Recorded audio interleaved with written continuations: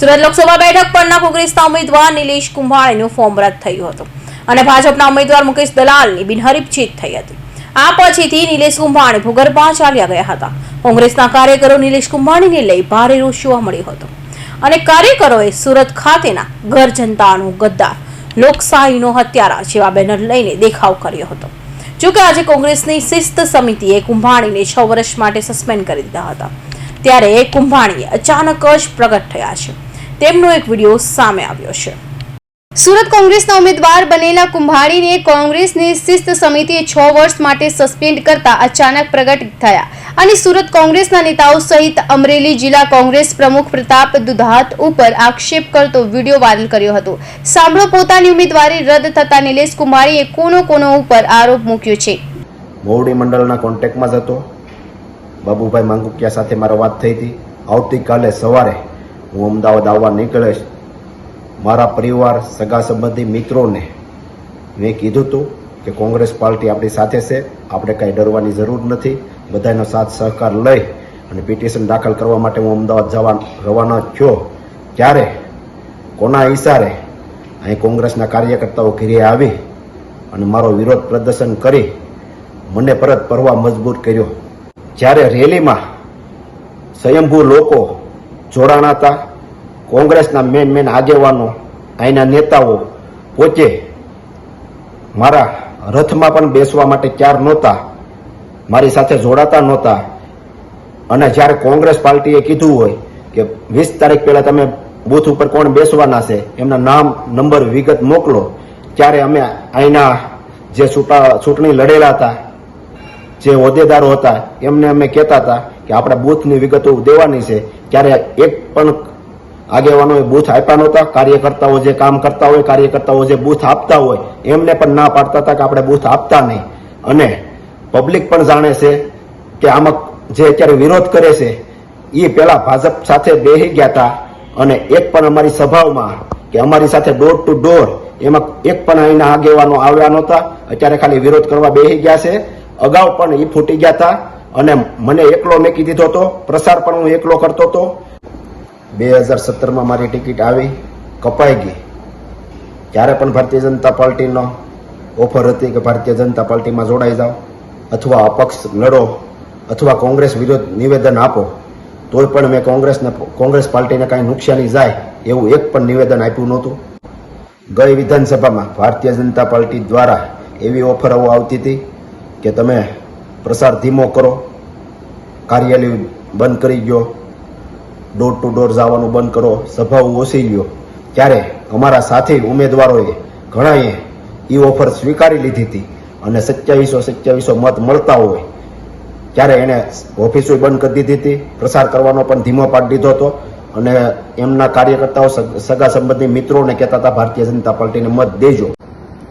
પરેશભાઈ ધાનાણી જ્યારે પહેલી સભા લેવા સુરત મોટા વરાસા આવ્યા ત્યારે કોંગ્રેસના આગેવાનો દ્વારા કોંગ્રેસનું ટેજ ટૂંકું પડતું હતું. તે પહેલા 1-2 કોંગ્રેસના આગેવાનોને ફોડી નાખવામાં આવ્યા હતા કે કોંગ્રેસને સભાઓમાં કે ટેજમાં કે રેલીમાં નહીં જવાનું. ત્યારબાદની બીજી સભાઓમાં તમે જુઓ તો કોંગ્રેસના એક પણ આગેવાન કે એક પણ અહીંના ગણાગાંઠા નેતાઓ મારા ટેજ ઉપર કે મારા ડોર ટુ ડોર કે મારા સભામાં નહોતા આવતા, સિવાય કે 1-2 આગેવાનો. અત્યારે જે વિરોધ કરે છે એમને તમે પૂછજો કે આમ આદમી પાર્ટીના નેતાઓ, આમ આદમી પાર્ટીના કોર્પોરેટરો, આમ આદમી પાર્ટીના કાર્યકર્તાઓ જે સાથે રહી મહેનત કરતા હતા, કોંગ્રેસના આગેવાનો, નેતાઓ કોના દબાવ આવવાથી કોને ફોડ્યા હતા અને મારી સભાઓમાં કે ટેજમાં કે મિની બજારમાં અમે ગયા હોય ડોર ટુ ડોર એમાં નહોતા આવતા, મિની બજારની સભામાં નહોતા આવતા, મોટા વરાસા ડોર ટુ ડોર ગયા એમાં નહોતા આવતા, કતારગામ અમે કતારગામ બજારમાં ગયા એમાં પણ નહોતા આવતા, માનગઢ ચોક ડોર ટુ ડોર ગયા એમાં પણ નહોતા આવતા. અત્યારે જે વિરોધ કરે છે આમ આદમી પાર્ટીના નેતાઓને અમે ટેજ ઉપર બોલાવી અને પ્રસાર કરતા હતા, સભાઓ લેતા હતા. ત્યારે કોંગ્રેસના આગેવાનો વિરોધ કરતા કે આમ આદમી પાર્ટીને તમે કેમ સાથે રાખો છો? ત્યારે હું કહેતો આપણે ઇન્ડિયા ગઠબંધન છે એટલા માટે આપણે આમ આદમી પાર્ટીના નેતાઓને સાથે રાખવા પડે, આમ આદમી પાર્ટીના કોર્પોરેટરોને સાથે રાખવા પડે. એમને મત મળ્યા છે, એ આપણો પ્રસાર કરે છે તો આપણે એમને સાથે રાખવા પડે. તો ક્યારેક કોંગ્રેસના અહીંના ગણીગાંઠે નેતાઓ એમનો વિરોધ કરતા હતા કે એમને સાથે રાખવામાં એ તમને હું જીતાડી દેવાના છે. મેં પ્રતાપભાઈ દુધાતને અનેક વાર કીધું તમે સભાઓમાં મારી સાથે આવો, તો એમણે કીધું હું ફોર્મ ભરતી વખતે તારી સાથે આવે તું અમરેલીની તારીખ પછીની તારીખ લેજે. ત્યારબાદ પ્રતાપભાઈ દુધાતને પૂછી અને પછીની મેં તારીખ લીધી ત્યારે મારો ફોન નહોતા ઉસકાવતા. મેં મોવડી મંડળને જાણ કરી, પ્રતાપભાઈ દુધાતને કહ્યો કે મારો ફોર્મ ભરવા જાય એમાં હાજરી પુરાવે, ત્યારે પ્રતાપભાઈ દુધાત પણ આવ્યા નહોતા અને જે મારી નાખવાની ધમકી આપે છે એ જો હાજર હોત તો આ પરિસ્થિતિનું નિર્માણ ના બન્યું હોત. નિલેશ કુંભાણીના વાયરલ વિડીયોમાં કોંગ્રેસ નેતાઓ પર દોષનું ટોપલું તોડતા સુરતના નેતાઓ અને કાર્યકર્તાઓ રોષે ભરાયા હતા અને નિલેશ કુંભાણીને જ ગદ્દાર ગણાતા કોંગ્રેસના નેતા દર્શન નાયકે પોતાની પ્રતિક્રિયા આપતા શું કહ્યું સાંભળો. સુરત લોકસભાના કોંગ્રેસ પક્ષના ઉમેદવાર નિલેશ કુંભાણી જેમણે પ્રજાની સાથે ડ્રો કરીને અને કોંગ્રેસ પક્ષની સાથે ગદ્દારી કરીને હાલમાં એમને પોતે 5 દિવસ પછી જે ભ્રમદાન થયું છે, એમનો આત્મા જે જાગી ઉઠ્યો છે અને એમણે જે ઓડિયો વાયરલ કર્યો છે એના અનુસંધાનમાં એક કોંગ્રેસ પક્ષના આગેવાન તરીકે અને સુરત લોકસભાના મતદાર તરીકે મારે એમને પૂછવું છે અને જણાવવું છે કે ભારતીય રાષ્ટ્રીય કોંગ્રેસે તમારી કદર કરીને સુરત કોર્પોરેશનમાં ટિકિટો આપી હતી, વિધાનસભામાં ટિકિટો આપી હતી, પક્ષના આગેવાન તરીકે તમને સમગ્ર ગુજરાતમાં એક મહત્વનું મોભાનું સ્થાન આપ્યું હતું અને સમગ્ર ભારત દેશની લોકશાહીને બંધારણ બચાવવા માટેની જે ચૂંટણી હતી એ લોકસભાની ચૂંટણીમાં પણ તમને ઉમેદવાર તરીકે પસંદ કર્યા હતા. બહુ દુઃખ સાથે કહેવું પડે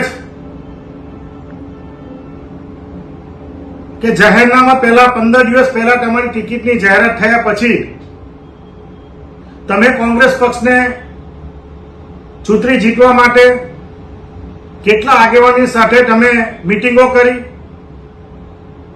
સમગ્ર પ્રક્રિયા દરમિયાન સતત એક જવાબદાર આગેવાન તરીકે, પ્રદેશ કોંગ્રેસના આગેવાન તરીકે મેં તમને સહકાર આપવાનો પ્રયત્ન કર્યો છે. દરેક સભા હોય, ઓલપાડ વિધાનસભાના વિસ્તારમાં તમામ જિલ્લા પંચાયતના આગેવાનોની સાથે તમારી મીટિંગો કરાવી હતી. તાલુકા કોંગ્રેસની 2 વખત મીટિંગ થઈ. તમારું ફોર્મ ભરવા માટે સમગ્ર તાલુકામાંથી વાહનની વ્યવસ્થાની ગોઠવણ કરી. તમામ ખર્ચ પર ઓલપાડ તાલુકા કોંગ્રેસ સમિતિના કાર્યાલય સહિત આપવાની એક પ્રદેશના કોંગ્રેસના આગેવાને કોંગ્રેસ પક્ષ તરીકે મેં કરી હતી. દરેક મીટિંગોમાં કોંગ્રેસ પક્ષને કેવી રીતે આપણે જીતાડવું, તમે કેવી રીતે ઉમેદવાર તરીકે જીતે એ માટેના હંમેશા પ્રયત્નો કર્યા હતા. તમારો આજનો વિડીયો એવું સાબિત કરે છે કે તમે પહેલેથી જ આ ગણતરી કરીને ભારતીય જનતા પાર્ટી સાથે મેળાપીપણા કરીને સમગ્ર ભારતમાં કોંગ્રેસ પક્ષનું કેમ નીચું દેખાય એ માટેના તમારા પ્રયત્નો હતા. એ આ ઓડિયો વાયરલ પરથી સાબિત થાય છે. સમગ્ર પ્રક્રિયા દરમિયાન જે દિવસે આ ઘટના બની ત્યારે પણ સવારે મેં તમને ફોન કરીને કામરેજ સાથે આવ્યા હતા, મીટિંગો પતી પછી પણ બીજે દિવસે પણ મેં એક જવાબદાર આગેવાન તરીકે તમે કોંગ્રેસ પક્ષના ઉમેદવાર છો અને ભારતીય જનતા પાર્ટી અને ચૂંટણી પંચની જે કારણે કોંગ્રેસ પક્ષના ઉમેદવારનું ફોર્મ રદ થાય એ માટેના પ્રયત્ન કર્યા એવા કોંગ્રેસ પક્ષના આગેવાન તરીકે બધા જ કલેક્ટર ઓફિસમાં હાજર હતા. જો તમારામાં સત્ય, નિષ્ઠા અને સુરતના 16 લાખ મતદાન માટેનો, લોકશાહી બચાવવા માટેનો જો તમારા માટેની લાગણી હોતે તો છુપી રીતે આવો ઓડિયો વાયરલ ન કરતે. કોંગ્રેસ પક્ષના આગેવાનોની વચ્ચે આવીને, લોકોની વચ્ચે આવીને તમારે જાહેરમાં એ બાબતનો ખુલાસો કરવો જોઈતો હતો, પરંતુ તમારા પેટમાં કંઈ કાળું હતું અને એના કારણે સમગ્ર સુરત લોકસભા વિસ્તારના મતદારોની લોકશાહી માટેની બચાવવાની જે ખેવના અને ભાવના હતી એને તમે ઠેસ પહોંચાડી છે અને આ સમાજ લોકશાહી બચાવવા માટે તમને કદી માફ ન કરે અને આવનારા દિવસોમાં પણ તમને માફ ન કરે એ પ્રકારના લોકોની જે લાગણી છે એ સ્પષ્ટ દેખાઈ આવે છે. લોકસભાના કોંગ્રેસના ઉમેદવાર નિલેશ કુંભાણીનું ફોર્મ રદ થવાના હાઈ વોલ્ટેજ ડ્રામા બાદથી નિલેશ કુંભાણી ચર્ચાના કેન્દ્રમાં છે અને કોંગ્રેસના જ કાર્યકરો અને નેતાઓ તેમનો વિરોધ કરી રહ્યા છે. ત્યારે આજે વિડીયો જાહેર કરીને નિલેશ કુંભાણી અચાનક પ્રગટ થયા હતા. શિસ્ત સમિતિએ અવલોકન કર્યું છે કે આ પ્રકારની પરિસ્થિતિ અત્યંત શરમજનક ઘટના છે.